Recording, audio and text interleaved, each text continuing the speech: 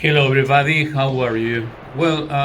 Today I'm going to explain the first revolutionary movement in Russia.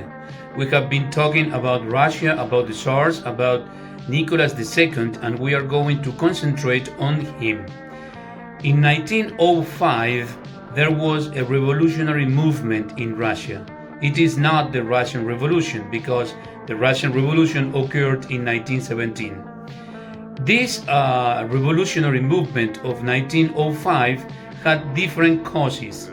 The first cause was that Russia was beginning to industrialize. That is to say, there were a lot of people moving from the countryside to the urban areas. Unfortunately, they earned miserable wages, and some of them were starving. In fact, remember that in 1891 and in 1901 and 2, there were famines in Russia.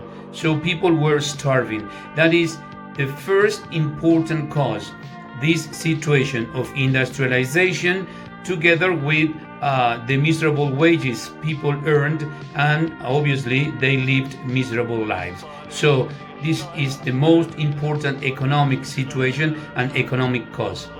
Another important cause of the revolutionary movement of 1905 was the war with Japan. Remember that Nicholas II diverted attention from the general discontent that people had towards him with a war with Japan. So he entered the war, and the war was a disaster. It was a real disaster because the Tsar believed, according to the piece of advice that the Minister of War and Interior gave to him, that the war was going to be a piece of cake, but it was not in that way. The Russian troops were ill-equipped and badly armed and obviously poorly trained, and the war with Japan was a disaster. So a lot of people died, and obviously, as you know, when there is a war, all the economic resources are directed to the war. So people suffered more economic consequences, unfortunately, for the Russians, and that was another cause. Taking into account politics, the multiplication of political parties was another important cause for the revolutionary movement of 1905. That is to say, there were different political parties. For example, the Nihilist Party, they were intellectual against political structure.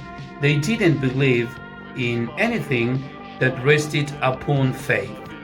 The Anarchists represented another political party. The anarchists did not recognize any authorities. You know that anarchy is when you do not recognize authority. And they were followers of Leon Tolstoy, one of the most important thinkers in Russian time.